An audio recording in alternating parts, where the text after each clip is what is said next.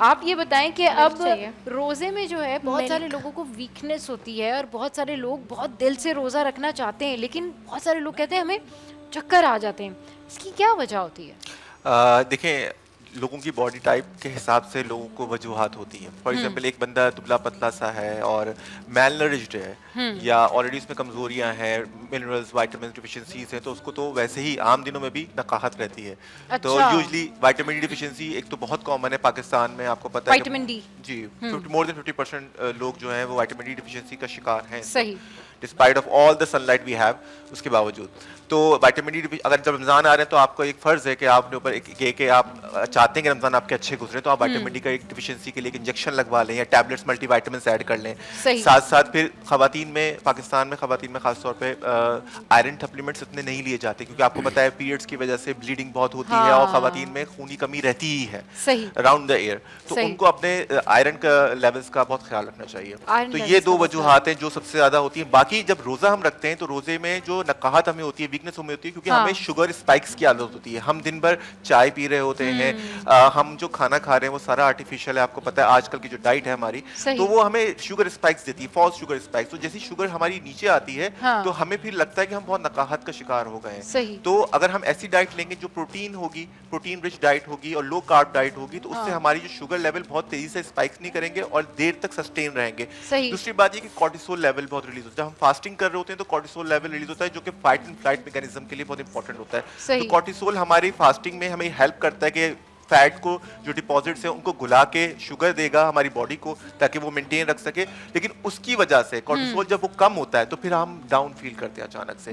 फिर डिहाइड्रेशन है, electrolyte imbalance. हम रमजान इफ्तार पे हम पानी के ग्लास अगर पी रहे होते हैं तो उसमें नींबू अगर डाल लेंगे तो हमारे न्यूट्रिएंट्स रिप्लेनिश हो जाएंगे, इलेक्ट्रोलाइट, सोडियम, पोटेशियम जो है वो रिप्लेनिश हो जाएंगे। तो ये बहुत इंपॉर्टेंट है। फिर जैसे सर ने बात की, इस तरीके से अगर हम किशमिश है या डेट हम खा लें जो है, तो उसमें हमारे पोटेशियम वगैरह जब जाएगा अंदर तो फिर then we will feel much better. जो हमारी जो एनर्जी जो हम दिन भर हम, तो ऐसे लोगों के लिए जो जिनको बहुत ज़्यादा वीकनेस फील होती है और वो रोज़ा रखना चाहते हैं, सहरी में फिर वो क्या जो है वो जी सहरी में एक तो एक है प्रोटीन में, जैसे अंडा मैंने आपको कल ही बताया था कि 2 अंडे और बेसन की रोटी। बेसन इज प्रोटीन, और बेसन की रोटी या पराठा अगर आप खाएं असली घी का, देसी घी का जिसे हम कहते हैं, और बारले की, जौ के आटे से वो बना के आप खाएं, कबाब खाएं तो आप, और लस्सी पिएं, आई थिंक पूरे दिन के लिए आपका मैदा बिल्कुल स्टफ्ड रहेगा। अच्छा, बहुत सारे लोग ये भी कंप्लेन करते हैं कि डिहाइड्रेशन जो होती है ना, वो कहते हैं कि हमें खाने का इतना मसला नहीं होता, यानी कि हम भूखे रह सकते हैं, फूड का इतना इशू नहीं है, पानी की वजह से चक्कर आते हैं, पानी की कमी की वजह से जो है वो डिहाइड्रेशन ज़्यादा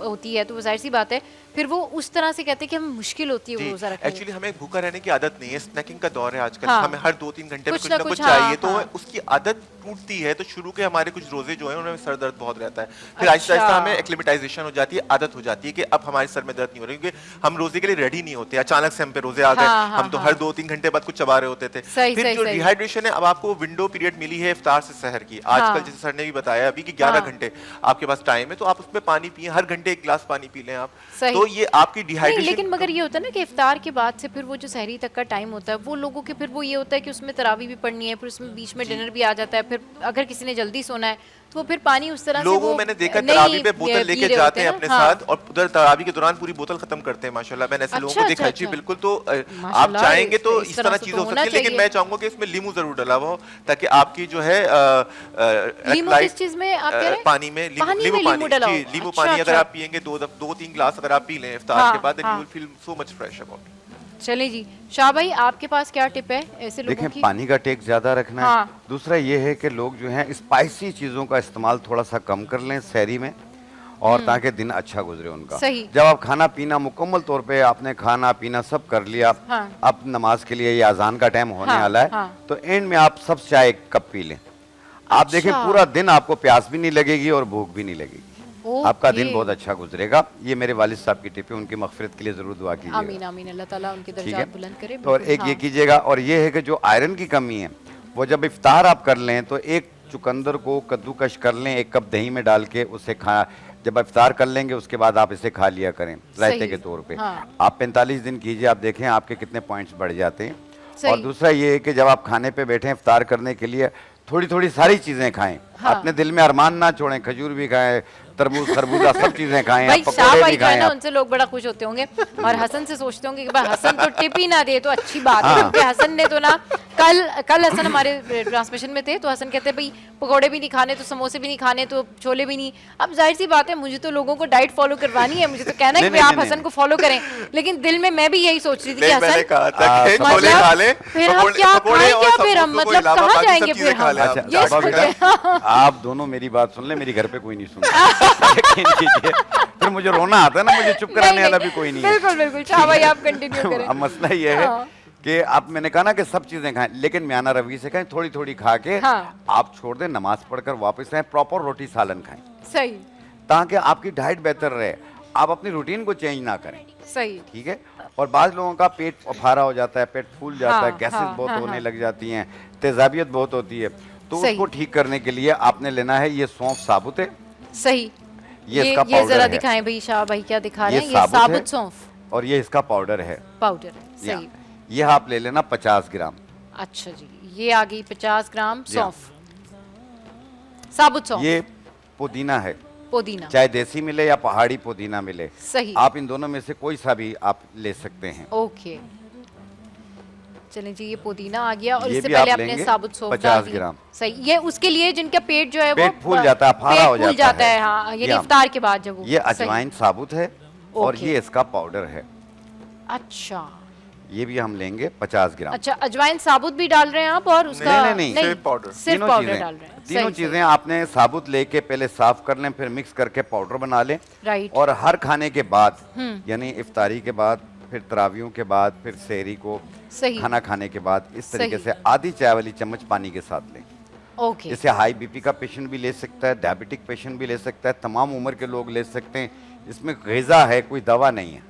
सही, सौंफ, अजवाइन, पुदीना, सौंफ, अजवाइन, पुदीना, सही, तो ये आम ग़िज़ाओं में भी डलती हैं, आप इसे इस्तेमाल कीजिए, इंशाल्लाह अब फारा भी दूर होगा, पेट भी कम हो जाएगा, और ये खट्टी मीठी डिकारें, रिफ्लेक्स होना, बार बार डिकारें आना, ये सब चीज़ें दूर होंगी, गैसेस को भी ख़त्म करेगी, तेजाबियत को भी ख़त्म करेगी। सही। अच्छा शाह भाई, वो जो आप जिक्र कर रहे थे कि मैदे में जो है वो जलन सी होती है और बहुत सारे लोग कंप्लेन करते हैं कि हाथ भी जो है वो उसमें भी जलन हो रही है या पाँवों में भी जलन हो रही है, वो जरा थोड़ा सा वो बताएं। तेजाबियत मैंने कहा, उससे अच्छा। एसिडिटी को दूर करेगी। सही। एक होती है हाथ पाँव का जलना, गर्मी बहुत ज़्यादा फील होना, बाद लोगों का पेट में जलन महसूस होना, तेजाबियत भी इसमें भी होती है, तो आपने ये लेना है तुख्मे बलंगा। अच्छा, तुख्मे मलंगा, जी हाँ, तुख्मे बलंगा, एक चाय वाली बलंगा, चम्मच, ओके, सही, एक गिलास पानी के लिए काफ़ी है। हाँ,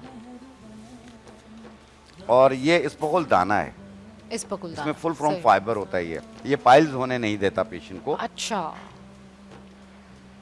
तो भाई जो पाइल्स के ये भी पेशेंट हैं एक चाय वाली जरूर चम्मच। इस इन पकुल दोनों का वो को- जो वो जी हाँ, दाने जो हैं वो डालें आप, इन सही, दोनों को मिला के ठीक, आपने रख लेना, हाँ, जब इफ्तार के टाइम पे, सही। जब ये थोड़ा फूल जाए, फिर चम्मच के साथ शेक करके पी लें आप।